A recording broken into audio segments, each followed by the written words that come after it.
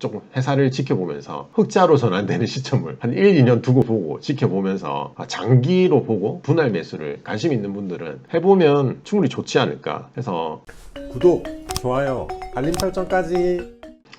안녕하세요. 약복기의 김약사입니다. 오늘은 약복기의 주식 리뷰, 국내 신약 개발의 마스터, 그리고 한국의 그 CNS의 리더 SK바이오팜에 대해서 한번 해보려고 합니다. SK바이오팜은 국내에서 유일하게 신약 후보 물질 발굴부터 글로벌 임상, 그리고 FDA 신약 판매 허가를 획득하기까지 전 과정을 독자적으로 진행해서 뇌전증 신약을 FDA 승인받아 미국에 판매까지 직접 하는 업체인데요. 국내 그 중추신경질환 CNS 신약 분야의 리더라고 볼 수 있습니다. SK바이오팜은 이제 말씀드렸다시피 미국, 유럽 승인을 받은 신약 두 종을 보유하는데요. 첫 번째는 세노바메이트, 2020년 5월에 미국에 출시한 약이고요. 그 다음에 솔리암페톨은 FDA와 그 유럽 EMA의 허가를 받은 약물인데요. 임상 1상 이후 기술 수출을 했다고 합니다. 이 회사의 지배 구조를 볼 때요. SK 외 5인이 64% 정도를 가지고 있고 국민연금공단이 5% 정도 가지고 있어서 거의 SK가 가지고 있다고 보면 될 것 같고요. 사실 이러한 것들 볼 때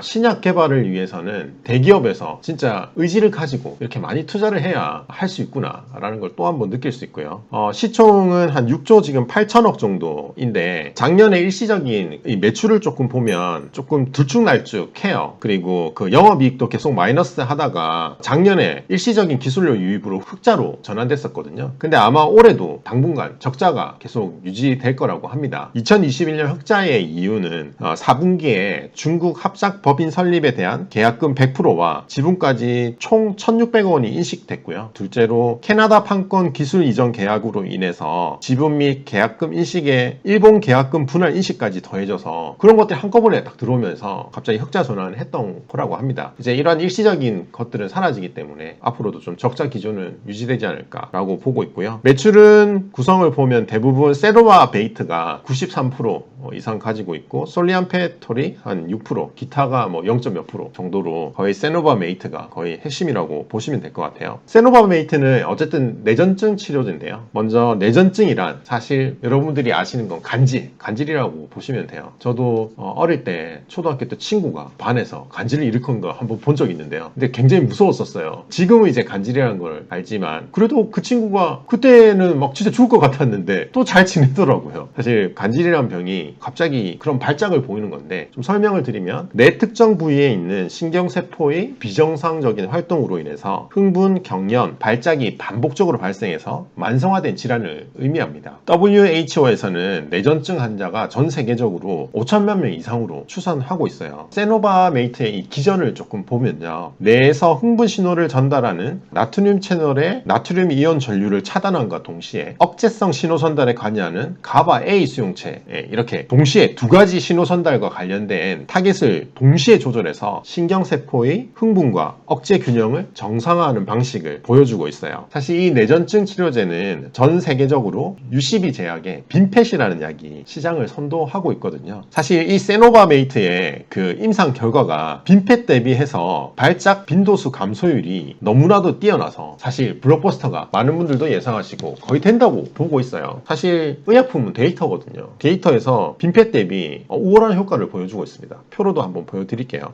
이벨리오이트 파마에 의하면 글로벌 뇌전증 치료제 시장은 2018년 60억 달러, 약 하나로 7조 원에 달한다고 하는데요. 이 중 빈펫의 매출이 13억 달러, 1.5조 원, 점유율은 21%로 압도적 1위를 차지하고 있습니다. 아마 그 세노바메이트는 SK가 마케팅 인력과 판매 전략만 잘 갖춘다면 높은 효능과 안전성으로 연매출 1조 원 이상 판매될 수 있는 블록버스터가 될 거라고 다들 예상하고 있어요. 표를 한번 보여드릴 텐데요. 엑스코리의 처방수의 견조한 성장세를 표를 통해서 보실 수가 있어요. 코로나 이런 것들로 인해서 영업도 힘들었고 했을 텐데도 굉장히 견조한 성장세를 보여주고 있습니다. 하나의 그 또 기회 요인이 될 수 있는 게 이 빈펫이 3월 17일 빈펫이 특허가 만료가 됩니다. 그래서 아마 제네릭들이 들어올 거고 아마 제네릭이 들어와도 총 처방수는 아마 변하지 않을 가능성이 높지만 아마 이건 뭐 어떻게 될지는 모르겠지만 있지만 엑스코프리의 처방에도 조금 더 상승할 수 있는 또 기회 요인이 되지 않나라고도 보고 있는 것 같고요. 그리고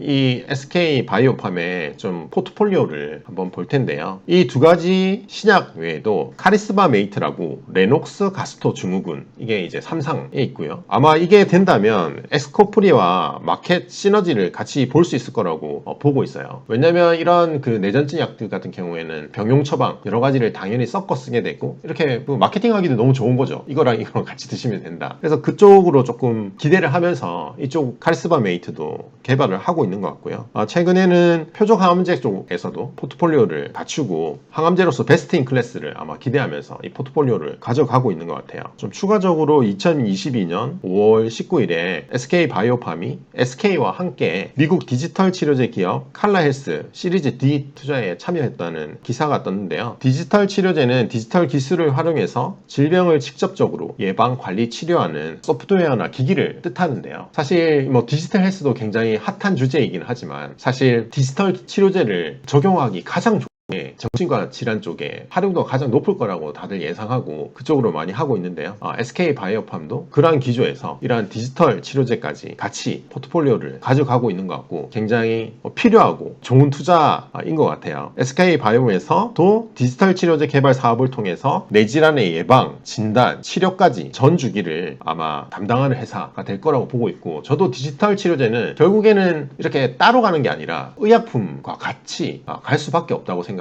의약품을 복용을 도와주고 그 다음에 사후 관리, 다양한 활동들을 통해서 질환을 줄여주는 결국은 의약품과 이렇게 믹스됐을 때 가장 시너지가 날 거라고 보고 있거든요. 그래서 굉장히 좋은 방향이라고 보고 있습니다. 전체적으로 좀 알아봤는데요. 좀 더 기회 요인이라고 하면 SK 바이오팜이 이 세노바메이트의 효능이나 적용 범위를 계속해서 늘려나가고 있어요. 그래서 미국과 유럽에서 소아의 성인의 내전증성 전신팔자, 소아 부분 팔자 이런 쪽으로도 지금 임상 3상을 추가로 진행하고 있고 이 SK 바이오팜의 전략은 가장 높은 곳 미국부터 뚫어낸 거죠. 하지만 여전히 아직 중국, 일본, 한국 이쪽으로는 아직 진출하지 않았어요. 그러니까 탑다운 방식으로 가장 사실 좋은 방법으로 하고 있는 거거든요. 그래서 이런 동남아 쪽 뿐만 아니라 유럽까지 이렇게 매출을 확대한다면 매출의 성장세를 충분히 가지고 올 수 있을 것 같고 아까 말씀드렸던 카리스마 메이트 같은 것들을 통해서 시너지를 통해서 충분히 매출의 시너지를 만들어서 지금은 매출이 엄청 크지는 않지만 영업이익 적자지만 충분히 성장세를 보여줄 수 있다고 보고 있어요. 현재 출시된 세노바메이트의 지난해 미국 매출이 782억 원으로 2020년 대비 6배 증가했다고 해요. 그래서 여러 증권사가 이 세노바메이트의 매출액이 2030년경에는 10억 달러, 하나로 한 1조 2천억을 넘을 거라는 전망들을 내놓고 있거든요. 그래서 어쨌든 5, 6년 안에는 블록버스터 연간 10억 달러, 1조 원 이상 약물로 큰 이변이 없다면 성장할 걸로 기대하고 있고 제가 이 신약의 성장을 조금 봤을 때 보통 특히나 이 정신과 그리고 내전증 약에서에 볼 때 기존의 약을 잘 바꾸지는 않아요. 그래서 아마 조절이 안 되는 환자들에게 아마 추가 처방으로 들어가게 될 거고 신한 처방 같은 경우에는 아마 이게 처방이 될 거고 그래서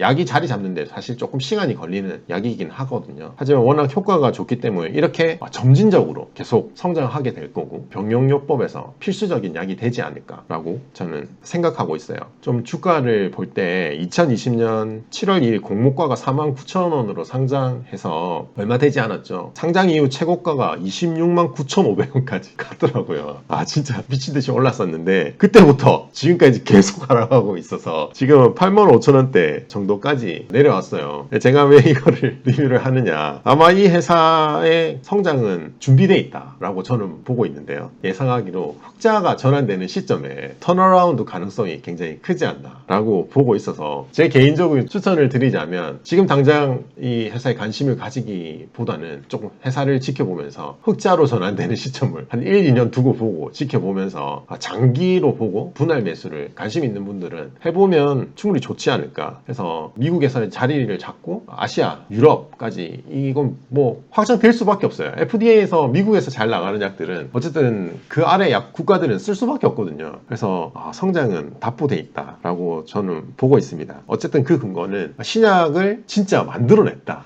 대단한 거거든요. 처음부터 끝까지 다 해봤고 영업까지 직접 하고 있어요. 그래서 어쨌든 굉장히 영업이익률도 좋을 것 같고 성장할 수밖에 없다. 근데 지금은 사실 주가가 아직도 높아 보일 수도 있다. 그래서 좀 장기로 보시고 이 회사의 흐름을 조금 보시면 굉장히 좋을 거라는 생각에 한번 주식을 리뷰해 봤습니다. 그 SK 바이오팜에서 만든 약이 뇌전증에서 효과가 진짜 좋다면 의사들 입장에서는 기존에 있는 처방을 빨리빨리 바꾸면서도 이 매출이 엄청나게 빠르게 성장할 수 있지 않을까요? 회사 입장에서는 빨리 바꾸면 좋겠죠. 근데 실제 이게 현장에서는 이게 만성질환이라고 하잖아요. 계속 먹는 약들을 괜찮은 사람들을 굳이 바꾸진 않아요. 그래서 뭐 혈압약 뭐 이런 거 생각해 보시면 잘 먹고 있는 약을 바꾸진 않거든요. 근데 이상이 생겼을 때 약을 추가하게 되거나 약을 바꾸게 되는 거죠. 그래서 뭐 처음으로 이제 질환이 걸린 사람들은 좋은 약이니까 이걸 먼저 처방할 수도 있겠지만 기존의 환자들을 이상이 없는 한 그렇게 바꾸지는 않을 거라 보고 있어요. 하지만 이 그 매출 성장률을 볼 때 사실 이건 영업이 중요하거든요. 그래서 영업력을 통해서 이것들을 지금 이미 잘 해나가고 있다고 보고 있고 성장세 또한 이제 코로나도 풀리고 영업 환경이 좋아졌기 때문에 충분히 성장하기 위해서 막 열심히 달려가지 않을까라고 보고 있습니다. 그럼 뇌전증 약을 한번 복용하기 시작하면은 뭐 평생 그걸 복용해야 되는 약인가요? 꾸준하게 먹어야 되는 약이죠. 언제 또 발작이 일어날지 모르기 때문에 대부분 장기로 먹는 약이거든요. 그리고 굉장히 약을 많이 썩게 되고 어쨌든 그렇기 때문에 이 시장이 굉장히 크고 좋은 진짜 신약을 만들어낸 것 같아요.